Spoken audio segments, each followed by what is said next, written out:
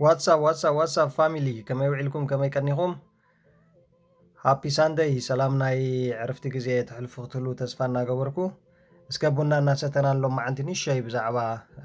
زيهم فوركس كارنسيس نشي نمهر بونا الناس تنا اوكي سو زيوم ابزي فوركس كارنسي ابز فوركس ماركت بحافشا مالتي تريد نقبرهم كارنسي اب سلسته مدبيهم زمدبو وي اب سلسته انانا مغلم نساتهم دما ميجر كارنسيس كروسس كومون اكزوتيك تبايلهم اكزوتيكس تبايلهم اب سلسته زمقلو ስለዚህ እስከ ሓደ ብሓደ መን እዮም ቶም ሜጀር ከሮስስ ወይ ድማ ኤግዞቲክ ክርአዮም ኢና እዚኦም ሜጀር ካረንሲስ ዝበሃሉ ኩሉ ግዜ እቶም ኣብቲ ሃይ ቮሊዩም ዘለዎም ኣብቲ ማርኬት ማለት እዩ ከም በዓል ዩኤስዲ ዩሮ ጂቢፒ ጂፒዋይ ከምኡውን ኤዩዲ ካድ ኤንዚዲ 1 common CHF زيهم 1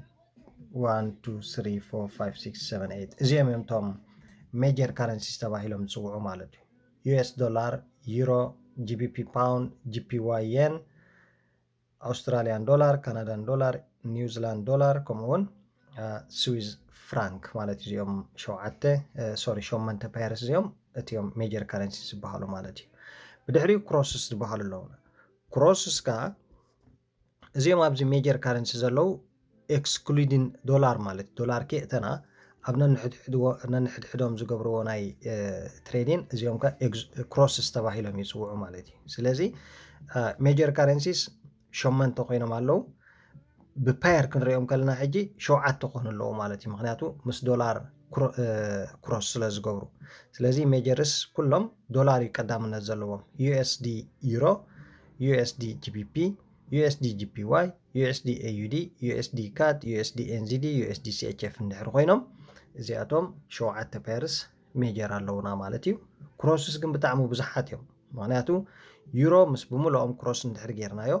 GBP ምስ ብምልኦም ክሮስ እንድሕር ጌርናዮ GPY ምስ ብምልኦም ክሮስ እንድሕር ጌርናዮ ኣውስትራልያን ዶላር እውን ከምኡ እናበልና እቲ ናምበር ናይቲ ክሮስስካ ይበዝሕ ኣሎ ማለት እዩ ኣብ ሳልሳይ ደረጃ ዘለዉ ኤግዞቲክ ተባሂሎም ይፅውዑ እዚኦም ኤግዞቲክ ፔርስ ኣብዚ ማርኬት ብዙሕ ቮሊዩም ዘይብሎም እዮም እዚኣቶም ናይተን ኣብ ምዕባል ዘለዋ ሃገራት ዴቨሎፒንግ ካንትሪስ ዝበሃላ ማለት እዩ ከም በዓል ብራዚል ቺሌ ሜክሲኮ ሳውዝ አፍሪካ ሳዑዲ አረቢያ ቱርኪ ራሽያ ፓኪስታን ዴንማርክ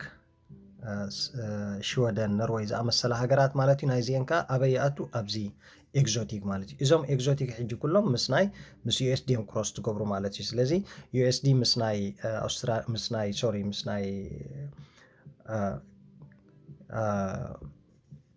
ሲንጋፖር ዶላር ንኣብነት እንድሕር ክሮስ ይገብር ኣሎ ኮይኑ እዚኦም ኤግዞቲክ ተባሂሎም ይፅውዑ ማለት እዩ ስለዚ እዚኦም ኤግዞቲክ ኣብ ሳልሳይ ደረጃ እዮም ዘለዉ ማለት እዩ ኣብ ሳልሳይ ደረጃ ክህልው ከለዉ ትሬድ ክንገብር ከለና ሕጂ ብጣዕሚ ሃይ ስፕረድ ዝህልዎም ምክንያቱ ሊኩዲቲ የብሎምን ቮሊዩም የብሎምን ብዙሕ ትሬደር ንዕኦም ደፊሩስ ትሬድ ዝገብሮም የለን ስለዚ ኩሉ ግዜ ትሬድ ክንገብር ከለና ንሕና እዚኦም ኤግዞቲክ እንተወገድናዮም ድሓሸ ማለት እዩ ብድሕሪኦም ክሮስስ ኣለውና ካብ ክሮስ ንላዕልኻ ሜጀር ማለት እዩ ከም ጀመርቲ መጠን ሕጂ እዞም ሜጀር ካረንሲስ ንዓና ሃይ ቮሊዩም ወይ ድማ ሃይ ሊኩዲቲ ስለ ዘለዎም ኣገደስቲ እዮም ማለት እዩ ሶ እዚኦም እዮም ቶም ሜጀር ካረንሲስ ኩሉ ግዜ ፈሊና ክንፈልጦም ክንክእል ኣለና ክሮስስካ ብመንፅሩ ከም ዝረኣናዮም ነንሕድሕዶም ክሮስ ገብሩ ከለዉ ማለት እዩ ስለዚ ቶም ናይ ፎሬክስ ካረንሲስ ኣብ ሰለስተ ሜጀር ክሮስስ ኤግዞቲክ ኢልና ንመቕሎም እዚ ክሮስስ ከማን ማይኖር ካረንሲስ ተባሂሎም እውን ይፅውዑ ስለዚ ሳምታይምስ ሶ ሜጀር ክሮስስ ኤንድ ኤግዞቲክ ኣብ ሰለስተ ግሩፕ ኣለውና ብሓፈሻ ኣብዚ